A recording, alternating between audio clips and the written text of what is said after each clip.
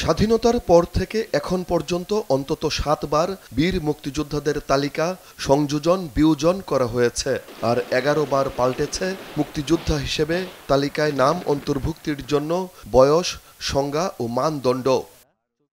2019-এর জানুয়ারি থেকে 2024 সালের ফেব্রুয়ারি পর্যন্ত 5 বছরে মুক্তিযোদ্ধা হিসেবে 10,891 জনের নাম সুপারিশ করেছে জাতীয় মুক্তিযোদ্ধা কাউন্সিল জামুকা। একই সময়ে বাতিল হয়েছে 2,190 জনের নামের গেজেট। মুক্তিযুদ্ধ বিষয়ক মন্ত্রী জানান, বর্তমানে মুক্তিযোদ্ধা 2 লাখের বেশি না। মুক্তিযুদ্ধ হয়ে গেছে 71 সালে, এখন থেকে 53 বছর আগে একটা লোক মুক্তিযুদ্ধ, সে এখন আবেদনই করতে পারে যে 50 বছরে করতে পারে নাই। এদিকে অনন্তকাল চলবে একটা যে কোনো জিনিস আবেদনে। সব জিনিসের সময়সীমা আছে, আমাদের সময়সীমা পার হয়ে গেছে। একটা লোক যদি করে থাকে তো উনি কি এতদিনে উনি জানলেন যে উনি মুক্তিযুদ্ধ করেছেন, এত কিছু হচ্ছে, তো আলোচনা হচ্ছে, যারা মুক্তিযোদ্ধা ছিলেন ওনারা বলেন না, এই ব্যর্থতা তাদের, এই ব্যর্থতা তো আমাদের না। সম্প্রতি জামুকার সভায় সিদ্ধান্ত হয়, নতুনভাবে নাম অন্তর্ভুক্তির জন্য কোনো আবেদন বা আপিল গ্রহণ করা হবে না। এর ফলে নতুন করে কাউকে মুক্তিযোদ্ধার তালিকায় যুক্ত করার সুযোগ নেই।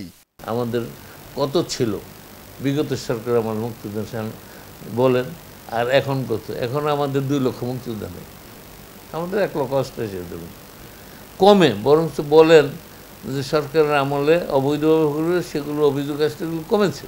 গবেষকরা বলছেন, এই সিদ্ধান্তটি সঠিক হয়নি। যে তালিকা তা পুরোপুরি আমলা নির্ভর, ফলে এর গ্রহণযোগ্যতা নিয়ে প্রশ্ন থাকছেই। কাজটা কিন্তু মন্ত্রণালয় করবে, কিন্তু আমলাদের দিয়ে কাজ করতে গেলে এটা কখনো ঠিক হবে না। প্রথম কথা হচ্ছে, আমলাদের একটা অন্যান্য কাজের দায়িত্ব আছে। আজকে যিনি মুক্তিযুদ্ধ মন্ত্রণালয়ের সচিব হয়েছেন, গতকাল হয়তো দেখা যাবে আগের বার তিনি মৎস্য মন্ত্রণালয়ে ছিলেন, এরপরে হয়তো পশুপালনে যাবেন। তো তার তো দায়িত্ব কে মুক্তিযোদ্ধা এগুলো মন্ত্রণালয়ের যাচাই করার বিষয় না। এর জন্য একটা বিশেষজ্ঞ কমিটি থাকতে হবে এবং এটা তালিকাটা ওপেন রাখতে হবে। এটা আমরা কখনো বলবো না যে এটা বন্ধ করে দিতে হবে। ক্ষমতাসীন আওয়ামী লীগ নেতারা বলেন, এখনো তালিকার বাইরে রয়েছেন মুক্তিযোদ্ধারা, ফলে আবেদনের সুযোগ থাকতে হবে।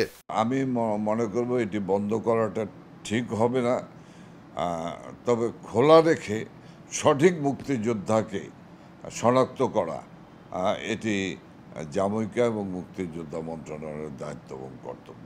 আমি কিন্তু অনাদিকাল পর্যন্ত চলুক এটা আমি বলছি না, আমি বলছি যে এখনো অনেক মুক্তিযোদ্ধারা 5 বছর, 7 বছর, 10 বছর যাবৎ ঘুরতেছে।